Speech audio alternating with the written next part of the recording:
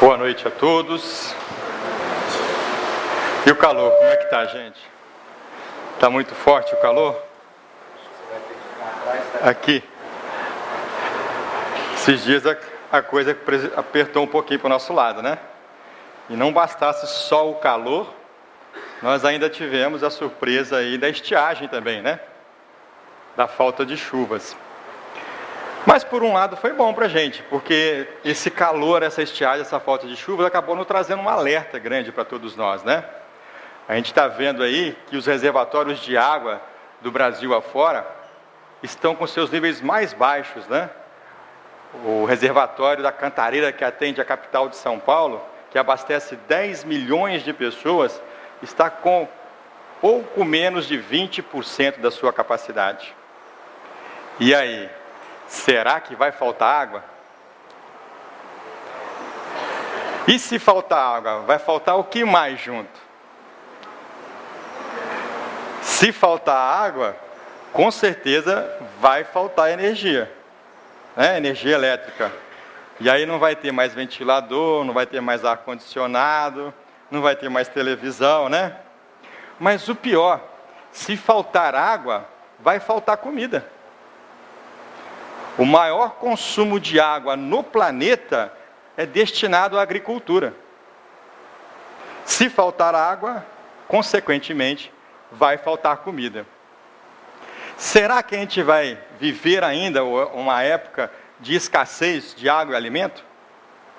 Ou será que nós estamos preparando para gerações futuras uma época de escassez de água e alimento, de muita penúria e de muita necessidade? Será que Deus, na sua misericórdia, na sua bondade, na sua justiça, e através da sua onisciência, da sua onipresença, da sua onipotência, previu isso? Será que isso estava nos planos de Deus? E se Ele previu, será que Ele colocou algum remédio ao lado do mal? Com certeza Deus previu, né? Não há nada que escape ao poder, à misericórdia e ao entendimento de Deus. E quando Deus previu isso, Ele colocou sim ali para a gente duas dicas importantes. Primeiro, Ele colocou uma dica dizendo assim: olha, se vocês seguirem por este caminho, nunca vai faltar nada. Que caminho que é esse? É a destruição necessária. É a lei da destruição necessária. Se a gente seguir essa lei, obedecer essa lei, nunca vai faltar nada. Mas colocou também Deus um alerta. Olha, se por outro lado vocês desobedecerem essa lei, vai faltar tudo, porque vocês vão estar fazendo uso da destruição abusiva. Será que é importante a gente conhecer e entender essas duas leis? O que vocês acham? Então vamos aprofundar um pouco mais nesse assunto. Esse assunto, gente, ele é tão importante que ele transcende a questão simplesmente religiosa, da doutrina espírita ou de qualquer outra doutrina.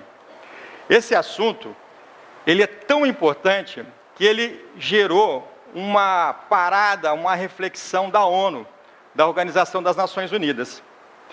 E na década de 70, mais especificamente no ano de 1971, depois de muitos estudos, a ONU soltou um documento e criou um programa, na sigla em inglês, né, MAB, The Man and the Biosphere Program, que traduzido nada mais é do que o homem e a biosfera.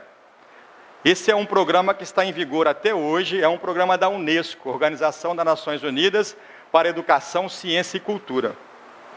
Esse programa é basicamente fruto da cooperação internacional de vários cientistas. E essa primeira reunião, em 1971, ela gerou um documento que vai nos falar sobre a interação entre o homem e o meio ambiente. De tão preocupada que a ONU estava, já em 1970, com a degradação. O que poderia acontecer com a nossa interferência no meio ambiente? E aí nós vamos ver que essa reflexão da ONU, ela toma por partida um momento histórico do homem coletor-caçador. É anterior ao homem descobrir a agricultura. Boa noite, Cristina. Tudo bem? é anterior ao homem descobrir a agricultura. Nesta época, existiam encarnados na Terra apenas 3 milhões de seres humanos. Pra vocês terem ideia do que são 3 milhões de seres humanos, é mais ou menos como se houvesse apenas uma cidade de Rio Preto na América do Sul, uma cidade de Rio Preto na América do Norte, uma Rio Preto na Europa, uma Rio Preto na África, uma Rio Preto na Ásia e uma Rio Preto na Oceania. Apenas 3 milhões de seres humanos, que viviam, eram espíritos simples e ignorantes, que viviam muito próximo da animalidade. Portanto, o impacto desses 3 milhões de seres humanos naquela época era muito parecido com o dos próprios animais. Nós consumíamos mais ou menos 2.800 calorias para sobreviver àquela época. E esse momento histórico, nessa conjunção, a ONU, esse documento atribuiu um peso simbólico de 1. E aí a ONU continuou avançando os estudos, ano a ano, século a século, era a era. Para resumir, que nós temos pouco tempo, hoje nós somos 7 bilhões e 200 milhões de seres humanos encarnados na Terra. Isso gera, segundo esse documento da ONU, um impacto 30 mil vezes maior do que aquele impacto inicial. Porque se naquela época cada ser humano consumia 2.800 calorias, que é o que nós precisamos só para comer, hoje a gente não consome calorias só para comer. O ar consome caloria, o combustível do carro consome caloria, a roupa consome caloria, tudo consome. Então hoje nós consumimos perto de 30 mil calorias cada um dia. Isso dividido na média pela população mundial.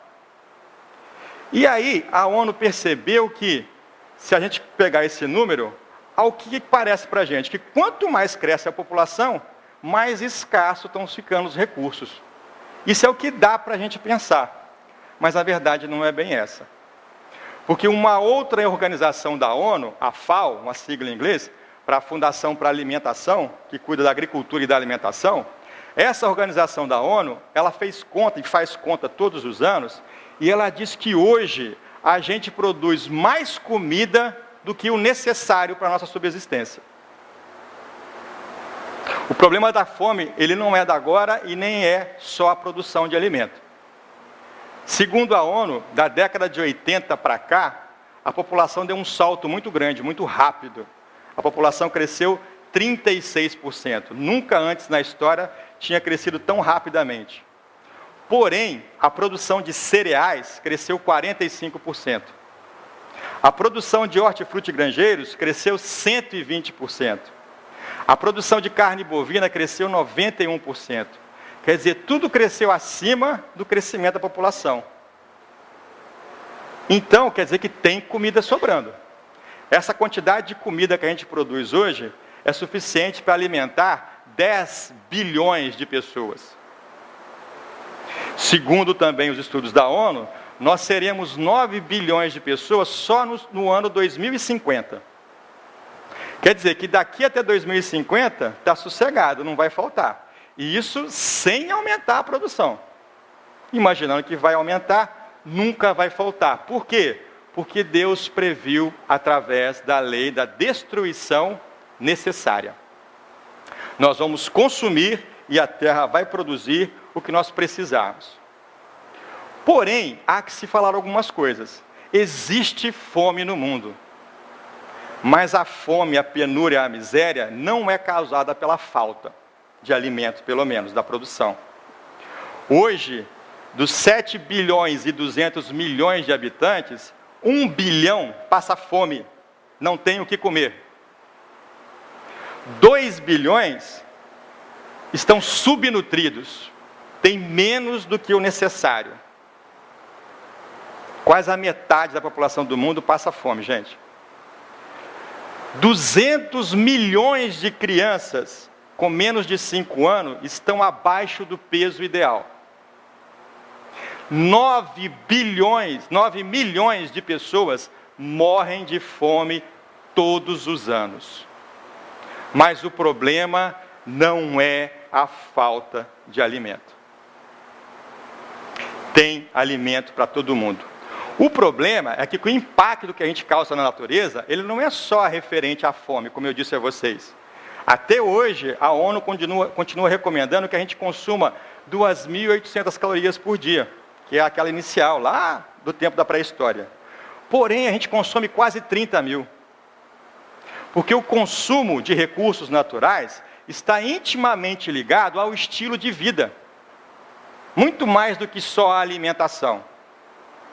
E olhando por esse prisma, países desenvolvidos como a Inglaterra, por exemplo, precisariam de 10 Inglaterras para suprir o que eles consomem. Um cidadão norte-americano de classe média equivale a 144 cidadãos etíopes. Um cidadão de classe média americano. E nós, Brasil, com a melhoria dos últimos 10 anos, estamos muito perto disso. 1 para 144. E vamos colocar a culpa na Etiópia? Então o problema é como nós consumimos. Como nós fazemos uso dessa lei da destruição. Porque nós temos que consumir. Nós precisamos destruir. Nós temos que ir lá e cortar uma árvore. Nós temos que desmatar para plantar, para criar gado, para ter madeira. Nós podemos destruir. Porém, tem que ser uma destruição dentro da estritamente necessária ditada por Deus. Aí, gente, vem um outro número muito preocupante. A água sobra no mundo. A água tem de sobra. Só que um produto que tem de sobra não tem valor comercial. Quando eu falo que um produto está escasso, está acabando, ele tem um valor comercial muito grande. Então a ideia de escassez de água e de privatização da água andam junto. Se a gente souber usar a água, não vai faltar água nunca. E não vai faltar alimento, e não vai faltar o conforto que nós estamos acostumados a ter. Porém, de tudo que é produzido na agricultura, só 39% vira alimento na mesa de alguém. 45% mais ou menos se perde entre o plantio e a colheita, a industrialização, o transporte e o armazenamento. 1% se perde no varejo, fica na gôndola do supermercado, estraga. 17% nós desperdiçamos no consumo. E desse total todo que nós chamamos de lixo, desse 100% que nós chamamos de lixo, 100% é aproveitável. Outro problema, só se aproveita 13% do que nós chamamos lixo. E a maioria é papel, vidro e metais. Aí é que a coisa pega. Fome, miséria, é uma questão, primeira, de falta de acesso, porque as pessoas não têm recurso, ficou caro demais. Em segundo lugar, é uma questão de má distribuição, porque quem pode compra e compra muito. E como quem tem mais do que precisa, a outra questão é desperdício. Dificuldade no acesso, má distribuição, desperdício, a gente pode resumir isso tudo em egoísmo. O problema da carência, da miséria no mundo hoje é única e estritamente egoísmo. Porque nós não sabemos respeitar as leis de Deus. E aí vem o alerta. Se a gente não for pelo bom caminho, pode faltar tudo. Pode faltar tudo. É bem assim que Kardec obteve a resposta dos espíritos lá em 1857. Quando ele falou de destruição, ele perguntou se o homem tinha direito de destruir para sobreviver. E quando ele fala destruir, ele fala matar animais, cortar árvores, usar água. A resposta foi essa. A destruição necessária ocorre na natureza tendo em vista a natural transformação biológica e renovação até a melhoria das espécies. Dessa forma, os espíritos superiores nos esclarecem: preciso é que tudo se destrua para renascer e regenerar, porque o que chamais destruição não passa de uma transformação, que tem por fim a renovação e a melhoria dos seres. Então, tudo bem em consumir, tudo bem em destruir, faz parte da natureza, faz parte da evolução. Imagine só, se todos os seres humanos e todos os animais dos últimos 100 mil anos estivessem vivos hoje na Terra. Não teria havido evolução nenhuma e talvez não houvesse comida para todo mundo, né? Nós teríamos bem mais do que 7 bilhões. Então faz parte da transformação. E quando Kardec fala isso, os espíritos, melhor dizendo, dizem isso, o que chamais destruição não passa de uma transformação, ele está nada mais, nada menos, esse espírito superior, nos reforçando uma frase dita 100 anos antes. Na natureza, nada se cria, nada se perde, tudo se transforma. Mais ou menos 100 anos antes, o francês Antoine Laurent de Lavoisier havia enunciado essa frase, que ficou conhecida como o princípio da conservação da matéria. Por causa disso, Lavoisier, entre outras coisas, ele é conhecido hoje como o pai da química moderna. E o que é isso na natureza? Nada se cria, nada se perde, tudo se transforma. Quem teve a oportunidade de acompanhar conosco aquele estudo, o workshop sobre a caminho da luz, deve se lembrar que no princípio, quando Deus criou o universo, Ele criou toda a energia que já existiu, que existe e que vai existir. Que é nada mais, nada menos que o nosso famoso fluido universal cósmico. E matéria nada mais é do que energia. Tanto é que hoje essa frase tem um nome diferente. É o princípio da conservação da energia. Porque matéria é energia. Então a nossa vida enquanto seres orgânicos, enquanto seres materiais, é uma busca incessante por essa energia. Que está lá no fluido cósmico universal, que gerou os primeiros átomos, que geraram as primeiras nebulosas, que geraram as primeiras estrelas, que geraram os primeiros planetas, que geraram os primeiros seres vivos. É tudo transformação da mesma energia. Se você tem em casa um suplemento vitamínico, dá uma olhadinha no rótulo. Vai ter lá manganês, cálcio, o que mais? Ferro. Isso tudo são elementos que só se formam dentro de uma estrela. E que nós precisamos para sobreviver. E ele vem passando por transformações até chegar em nós.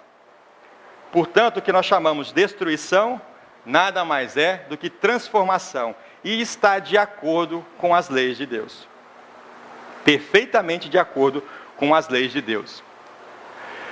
Kardec diz ainda lá no Livro dos Espíritos, na questão 728a, para se nutrirem, os seres vivos se destroem entre si, e isso com o duplo objetivo de manter o equilíbrio da reprodução, que poderia se tornar excessiva, e de utilizar os restos do invólucro exterior. O que é o invólucro exterior? O que é o invólucro exterior? É o corpo. É o corpo físico.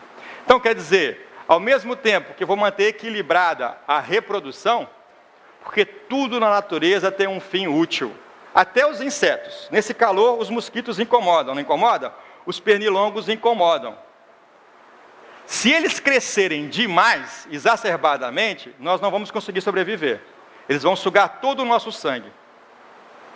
Por outro lado, se eles deixarem de existir, deixa de existir toda uma cadeia de vida que chega até na gente. A gente morre também do mesmo jeito. Então eu preciso do pernilongo na quantidade certa.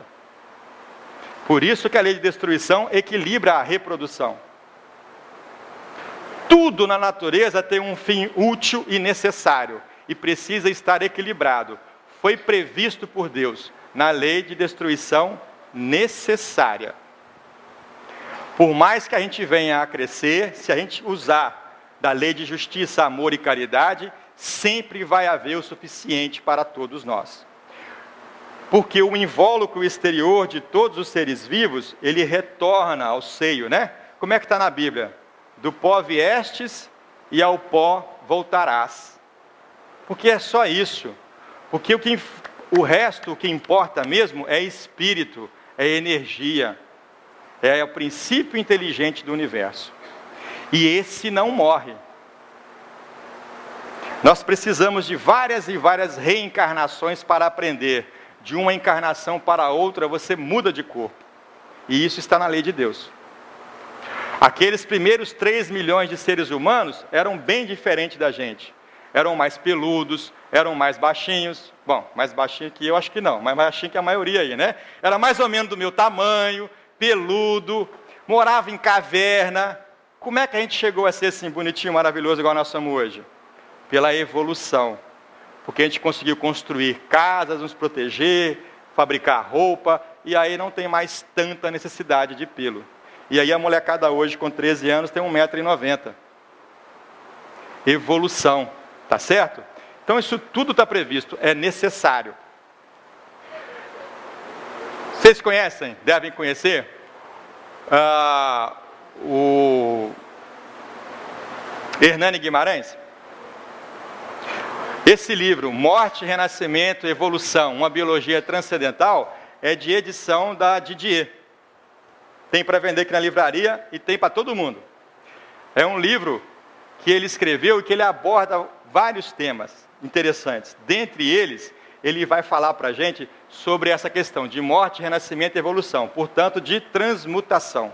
Tá certo? O Hernani Guimarães, além de ser engenheiro e espírita, ele é também fundador do Instituto Brasileiro de Pesquisas Psicobiofísicas. Tá? Não é um livro fácil de ler, mas é um livro interessante de se ler. Lá nesse livro, ele fala para a gente assim, que para o materialista, aquela pessoa que não acredita em espírito, que não acredita em vida após a morte, para o materialista, depois do falecimento vem a decomposição. E aí só sobra daquela pessoa a lembrança dela e os restos mortais que vão alimentar de novo a Terra. No máximo, essa pessoa vai se perpetuar geneticamente, através dos seus filhos e netos.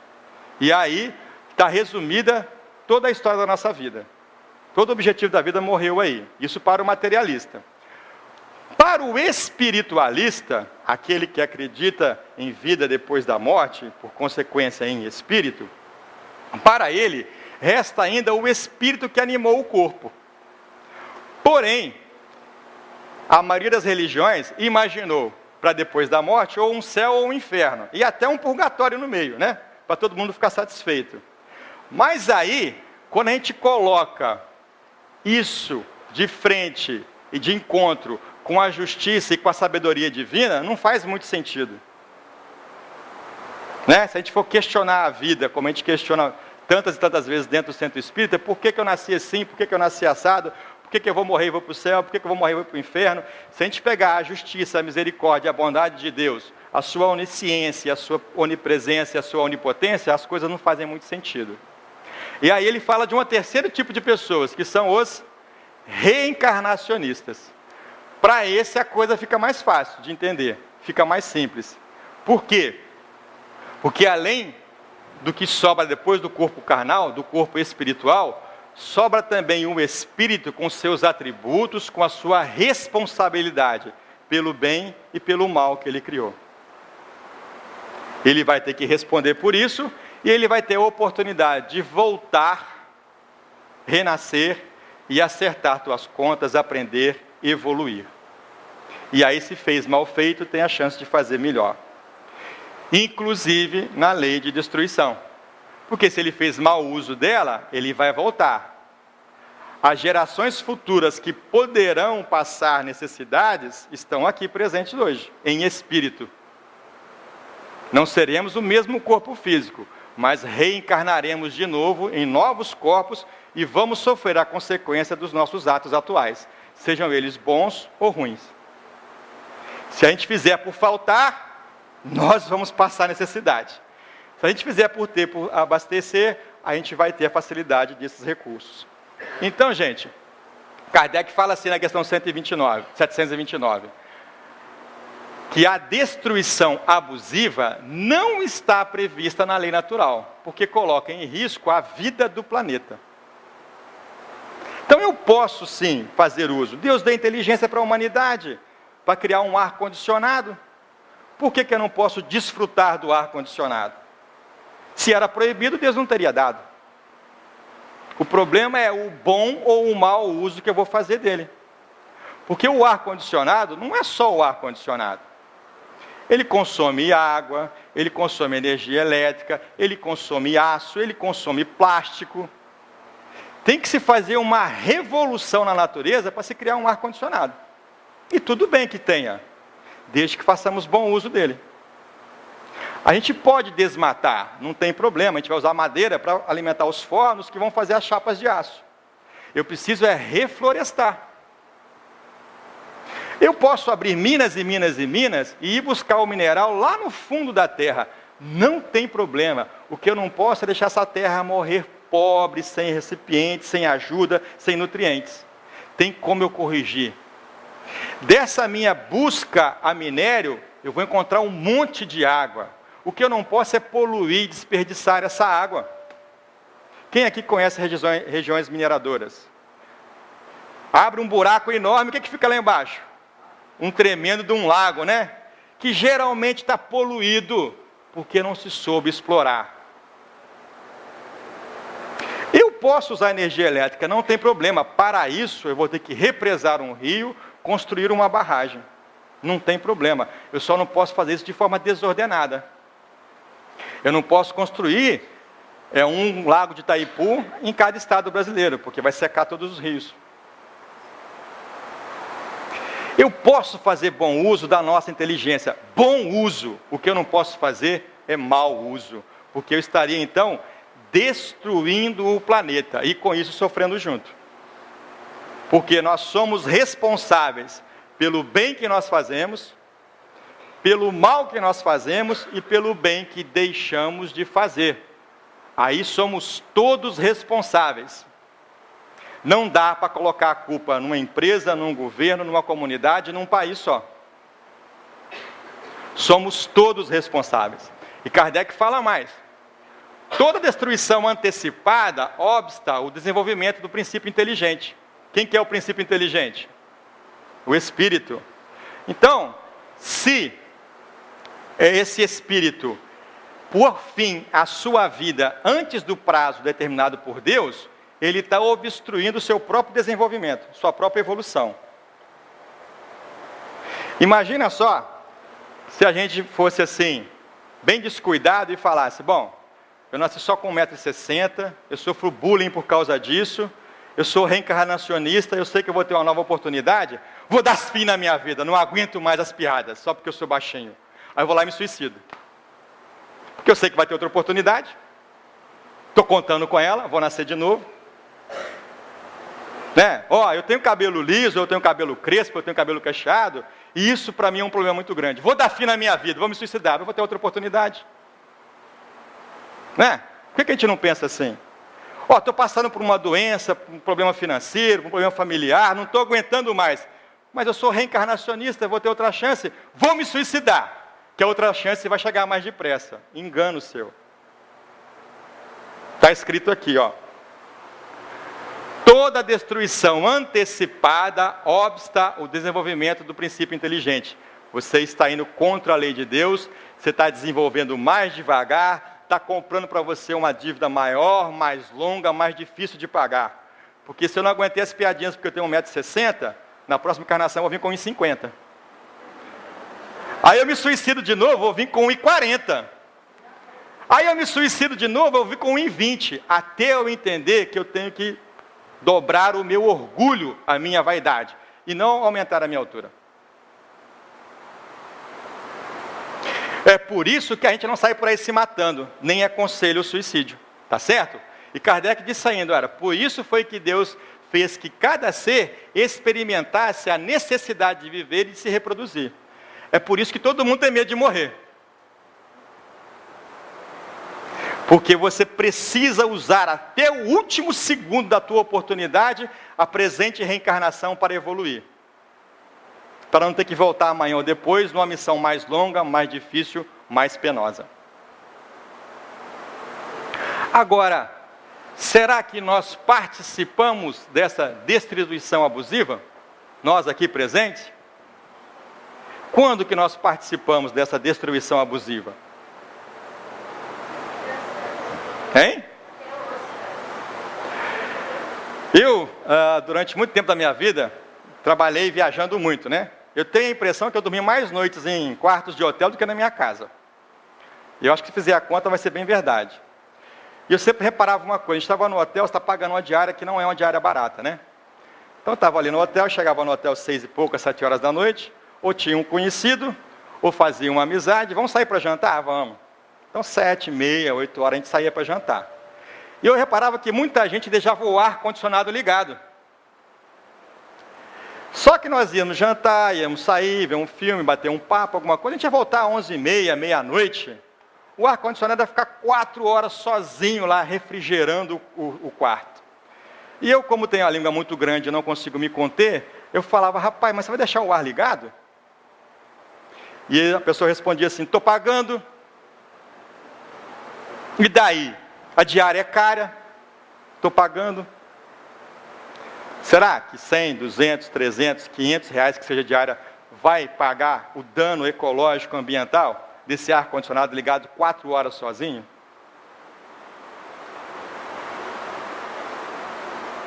E aí, a gente chega nas nossas casas, que hoje está muito fácil, porque eu sou de uma época que a gente tomava refrigerante só aos domingos. E era uma garrafa de 600 ml para 5 pessoas. E a gente ficava feliz da vida, porque dava um copo para cada um. É que eu sou velho, né? Vocês são tudo novinhos, vocês não se passaram por essa época, eu já sou velho. Mas quem passou por essa época se lembra disso. Hoje é tão fácil, e o poder aquisitivo nosso está tão desenvolvido, não é que ficou barato o refrigerante, porque para um etíope é caro. O que você paga numa garrafa de Coca-Cola de 1 litro, o etíope vive o dia inteiro, é o que ele come, R$2. Abaixo disso é extrema pobreza, é quem está passando fome. O que você paga em 1 litro de Coca-Cola, alimenta uma família, em outros países. Aí você vai lá, como está fácil, você, graças a Deus, está trabalhando, está em pleno emprego, você ganha bem, você paga R$5 numa de 2 litros. E leva para casa e abre, e 4 pessoas, que hoje as famílias não passam disso, consomem no máximo meia. A outra metade vai para a geladeira. Só que amanhã ou depois, quando você vai abrir, ela está sem gás. Aí você joga ela fora. Aquilo que você jogou fora é um dia de comida na vida de uma pessoa que está passando fome.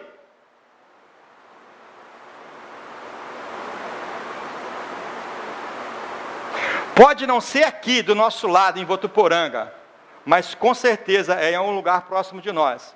Longe que seja, no Vale do Jequitinhonha, no norte de Minas, no Nordeste, no Centro-Oeste, no Norte, na Etiópia, em algum lugar está fazendo falta. Aí você pega teu carro e vai ao centro para pagar uma conta, ou para passear, ou para comprar alguma coisa, e você sabe que não tem estacionamento. Você sabe que não tem, porque não é um problema de Votuporanga, é um problema do Brasil. É um problema de política pública. A política pública de locomoção, de mobilidade urbana, é um carro para cada brasileiro. Não cabe, é impossível. É uma política do governo federal, estadual e municipal. Um carro para cada um, nós vamos andar com um carro na cabeça e não vai ter lugar. Mas você sabe que não tem lugar na Rua Amazonas. Você sai da sua casa, você quer parar em frente à loja ou ao banco que você vai. E você dá 5 voltas, até se convencer que não tem vaga. Com o ar-condicionado ligado do seu carro, porque é lógico que você não vai com ele desligado. Eu comprei, eu paguei, estou pagando. Se você se convencesse disso antes e parasse fora da zona azul, delimitada para o estacionamento, para a área azul, que tem vaga sobrando, e caminhasse algumas quadras que faz bem para a sua saúde, você estaria fazendo um bem para o planeta. Você tinha economizado bastante combustível, pneu e outras coisas. É nessa hora que todos nós participamos, somos responsáveis e compramos para nós uma débito, uma dívida, desrespeitando a lei de destruição necessária e participando da destruição abusiva. Depois você se pergunta por que vai reencarnar na Etiópia. Porque um etíope que está lá, que não teve chance ainda, tem que vir reencarnar aqui, ar-condicionado, vida boa, Coca-Cola.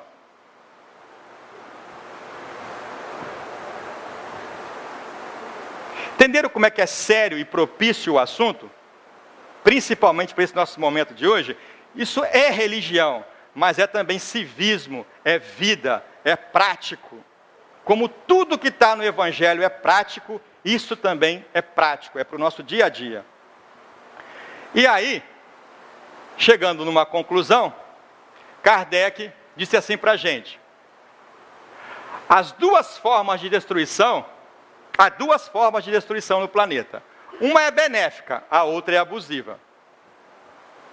A primeira, a benéfica, não passa de uma transformação que tem por fim a renovação e a melhoria dos seres vivos. Se eu tenho intelecto, se eu posso pensar, construir um carro com ar-condicionado, por que eu não vou usá-lo? Não seria racional. Eu posso usá-lo, eu não posso fazer mau uso dele. Se me permite ter um ar-condicionado em casa, por que não tê-lo? Vou tê-lo sim, faz parte da evolução do ser humano. Vamos usá-lo. Se a gente puder ter um aqui nesse salão, não é melhor? Já pensou todo mundo aqui, no verão do ano que vem, com um ar-condicionado, que beleza que não ia ser? Ia até aumentar a participação, ia ser difícil caber gente aqui, né? Se a gente pode, por que não tê-lo? Que eu não possa fazer mau uso. O que eu não posso é fechar os olhos para uma realidade que não está perto de mim, ou virar as costas para uma que está do meu lado. E depois ficar queixando porque o governo não deu resultado, o governo fez sua parte. Gente, eu estou vendo todo dia de manhã nos jornais, pessoal em São Paulo, Vinhedo, Sorocaba, Itu, economizando água. Tem até uma multa, começou com um incentivo, ia ter um desconto quem economizasse. Agora a situação está tão feia que eles estão colocando uma multa para quem desperdiçar. E me desculpem, eu vou ser chato, eu vou ser boçal. Mas eu vejo gente, vi hoje, mais de uma pessoa lavando a calçada. Nós vamos esperar o racionamento chegar em Votuporanga para depois economizar?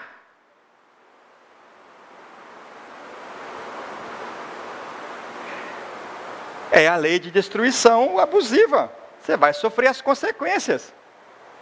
E vamos querer reclamar do quê? Mas, Lúcio, o problema é lá em São Paulo. Meu Deus do céu, o problema é mundial, filho. As reencarnações são solidárias, o mundo é solidário. O que você faz aqui reflete lá na Índia. Não tem um princípio científico que fala que uma borboleta bate asas na Indonésia e tem um furacão no Caribe?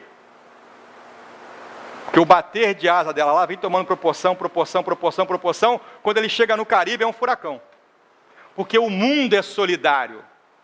Não só moralmente, espiritualmente, fisicamente também. Tudo faz parte, tudo é uma coisa só. Fluido cósmico universal, está em tudo. Eu, você em tudo. É Deus presente em tudo.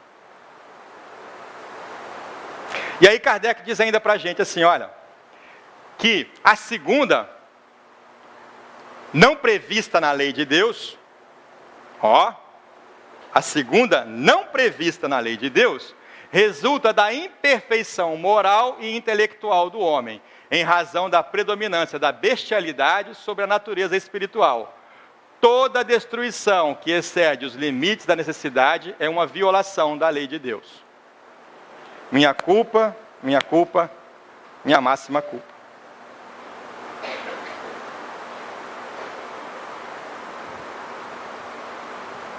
Não dá para fechar os olhos para isso. Imperfeição moral é egoísmo, é vaidade e é orgulho. É o que faz com que metade do planeta passe fome e esteja subnutrida. Dá para a gente dormir com um barulho desse? E nós vamos esperar o quê para tomar uma decisão?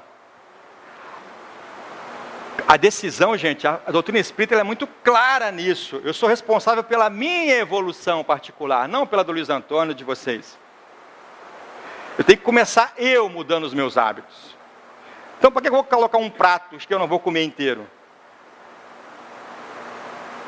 Lembra? De cada 100 caixas produzidas na agricultura, só 39 caixas vira comida na mesa de alguém. O resto é perdido, desperdiçado. E nós temos a nossa parcela de culpa nisso. Então eu tenho que mudar o mundo como? Começando comigo, por mim, pelo meu universozinho pequeno. Não posso nem querer mudar a minha filha, a minha esposa. Eu tenho que começar mudando por mim, para dar exemplo para elas. Para depois eu falar, tá vendo, filha, não faz isso. E ela vai ver que eu mudei, que eu não estou mais desperdiçando, que eu tomo um banho mais rápido, eu apago a luz quando eu saio do quarto, eu ponho uma porção menor de comida, se eu tiver com fome eu repito, eu compro uma Coca-Cola menor, ou eu não tomo Coca-Cola todo dia, sei lá. Eu preciso começar mudando, não exigindo dos outros. Não estou exigindo de vocês, estou falando isso para mim. Eu preciso mudar. E aí esperar que isso reflita dentro da minha família, dentro da minha casa, e aí nos nossos colegas, nos nossos familiares, nos nossos amigos, e que isso reflita tamanho mundo afora. Tá? É assim que a gente não vai sentir falta de nada. Porque nós estaremos fazendo uso da lei de destruição necessária, prevista por Deus. E aí, para encerrar, eu fico com um epitáfio de Allan Kardec. Nascer, morrer, renascer ainda, progredir sem cessar, tal é a lei. Muito obrigado, boa noite, que Deus nos abençoe. Obrigado. Obrigado. Obrigado.